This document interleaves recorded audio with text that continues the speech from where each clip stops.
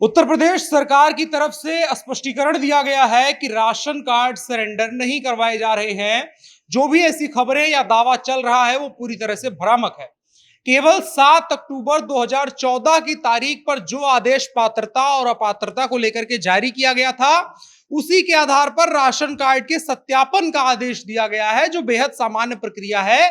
2-4 साल पे सरकारें करती रहती हैं, यही हम कर रहे हैं। ऐसा कुछ नहीं है कि राशन कार्ड सरेंडर करने का कोई आदेश दे दिया गया हो।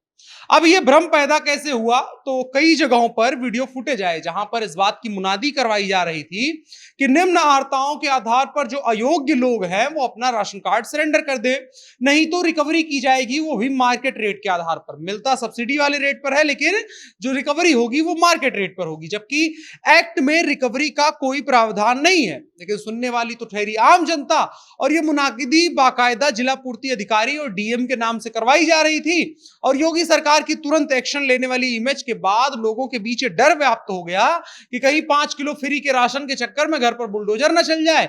इसी चक्कर में लोगों ने ताबड़तोड़ अपने जो मिले हुए थे राशन कार्ड उसको सरेंडर करवाने शुरू कर दिए, और इसे 1 महीने में 43,000 लोगों ने सरेंडर किया है। और जबकि बीते 2 सालों में 20-22 लाख ही राशन कार्ड जारी किए गए हैं। तो अगर इसी गति से सरेंडर चलता रहा फिर तो शून्य की स्थिति में पहुंच जाएगी। और माना जा रहा है कि इस महीने में जो राशन कार्ड सरेंडर करने वालों की संख्या है वो भी बढ़ सकती है। इन्हीं तमाम दावों के आधार पर विपक्ष ने और खास करके विपक्षी पत्रकारों ने सरकार का घेराव शुरू कर दिया। अब यहां पर विपक्षी पत्रकार बताना जरूरी था, क्योंकि जो काम आजकल जो नेता वाले विपक्ष हैं वो लोग नहीं कर पा रहे हैं, वो ये पत्रकार लोग कर देते हैं। खैर, ये सब हुआ। उसके बाद उत्तर प्रदेश सरकार के ऊपर दबाव बनता गया। सोशल मीडिया पर बड़े आरोप लगे कि चुनाव के वक्त ही केवल फायदा दिया जा रहा था। ये तमाम आरोप लगे। इसके बाद सरकार को स्पष्टीकरण देना पड़ गया। अब क्या है स्पष्टीकरण, और राशन कार्ड की अहर्ता असलियत में क्या है, कौन रख सकता है, कौन सरेंडर कर दे, वो सब आइए इस वीडियो में जानते हैं। नमस्कार, मेरा नाम है अनुराग मिश्रा और आप देख रहे हैं जनता जंक्शन। तो सबसे पहले जानिए उस जानकारी की सच्चाई जो फैली हुई है। पहली तो सच्चाई यह है कि किसी को राशन कार्ड सरेंडर करने का आदेश नहीं दिया गया है। पात्र गृहस्थी जो राशन कार्डों की अपात्रता और पात्रता के संबंध में एक शासनादेश जारी किया गया था 7 अक्टूबर 2014 को, उस दिन जो मानक निर्धारित कर दिए गए थे उनमें कोई परिवर्तन नहीं किया गया है। 2014 के जो मानक थे उन्हीं के आधार पर पात्रता अपात्रता देखी जा रही है। सरकार ने यह भी स्पष्ट किया है कि सरकार की योजना के अंतर्गत आवंटित जो पक्का मकान है, अगर आपके यहां बिजली कनेक्शन है, एकमात्र शस्त्र लाइसेंस है, मोटरसाइकिल आप रखते हैं, मुर्गी पालन या गौ पालन करते हैं, तो इस आधार पर किसी का भी कार्ड जब्त या सरेंडर करने का कोई भी आदेश नहीं दिया गया है, किसी को नहीं कहा गया है। जबकि यही सूचना अखबारों में भी छपी थी कि मुर्गी और गाय पालने वालों को राशन कार्ड सरेंडर करने के लिए कह दिया गया है। और इन्हीं तमाम चीजों के आधार पर सरकार की खिल्ली भी उड़ाई जा रही थी कि चुनाव खत्म हो गया तो फ्री वाला पैकेज भी खत्म हो गया। अब एक और बात जानिए, ऐसा नहीं है यहां पर कि कोई भी अपात्र नहीं होगा।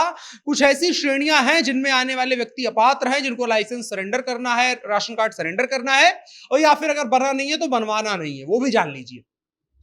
अगर आप आयकर दाता हैं तो आपको राशन कार्ड नहीं बनवाना है। 100 वर्ग मीटर से अधिक का प्लॉट है अगर आपके पास, मकान या फ्लैट है तो नहीं बनवाना है। जिनके पास 4 पहिया वाहन हो, ट्रैक्टर या हार्वेस्टर हो, उनको नहीं बनवाना है। जिनके पास एयर कंडीशनर है उनको नहीं बनवाना है। जिनके पास परिवार की जो आय है गांव में 2 लाख रुपए और शहर में 3 लाख रुपए से ज्यादा है, 5 किलोवाट क्षमता का जनरेटर है, 1 से अधिक शस्त्र लाइसेंस है। एक पर नहीं करवाना है, लेकिन 1 से ज्यादा है तो करवाना पड़ेगा। 5 एकड़ से ज्यादा की अगर सिंचित यानी खेती की योग्य भूमि है, जिनके पास ये सब चीजें हैं या इनमें से एक चीजें हैं, वो सभी लोग अपात्र की श्रेणी में आएंगे। और उनके पास अगर है जो राशन कार्ड है उसको तो सरेंडर कर दे, और ना हो तो बनवाने के लिए आवेदन ना करें। यहां पर एक चीज स्पष्ट करना है कि यहां किसी की रिकवरी नहीं की जा सकती है। अगर आप अपात्र थे और आज तक राशन कार्ड के और राशन जो बेचने वाले लोग होते हैं उनकी कृपा से आपको राशन मिलता रहा है, तो आपसे रिकवरी नहीं की जाएगी। ये सरकार की तरफ से बाकायदा साफ किया गया है। बाकायदा कानून भी इसके लिए है, राष्ट्रीय खाद्य सुरक्षा अधिनियम 2013, और उसके अलावा कई शासनादेश भी हैं जिसमें यह साफ बताया गया है कि कार्ड धारकों से वसूली नहीं की जा सकती है।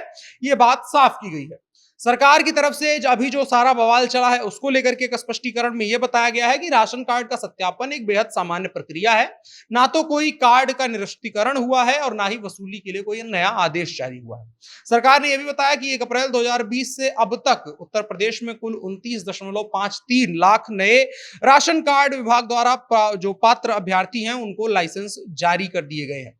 ये तमाम वो जानकारियां थी जो जाननी आपको जरूरी थी। और इस 2-3 दिनों के दरमियान अगर खास करके देखेंगे तो कई भ्रामक जानकारियां अखबारों में भी और जगहों जगहों पर सर्कुलेट की गई। उसकी भी वजह यह थी कि सरकारी शासनादेश जो भी हो, लेकिन जिले का अगर जिलादार या डीएम अगर इस बात की मुनादी बाकायदा गांव में जाकर के करवा रहा है कि सुनो सुनो सुनो, जिनके पास एक मोटरसाइकिल है वो लोग सरेंडर कर दे, नहीं तो सरकारी रेट पर नहीं मार्केट रेट पर रिकवरी की जाएगी, तो इसके बाद यह भ्रम की स्थिति पैदा होना बेहद लाजमी है और उसी के नतीजे के तौर पर यह सब कुछ हुआ है। लेकिन अब सरकार को तमाम दबावों के बाद इस बात का स्पष्टीकरण भी देना पड़ा है कि ऐसा कुछ नहीं होना जा रहा है। तो अगर आप लाइसेंस सरेंडर करने जा रहे थे तो इस सूचना को सुनने के बाद उम्मीद करते हैं आप लाइसेंस नहीं सरेंडर करेंगे, अपात्र होंगे तो कर सकते हैं। बकाया वीडियो को साझा करिएगा और ऐसी ही तमाम जानकारियां हम आपके लिए लेकर के आते रहेंगे। फिलहाल के लिए इतना ही। मेरा नाम अनुराग मिश्रा है, आप जनता जंक्शन देख रहे थे। कैमरे पर मेरे साथ मोहित कुमार सिंह थे। शुक्रिया।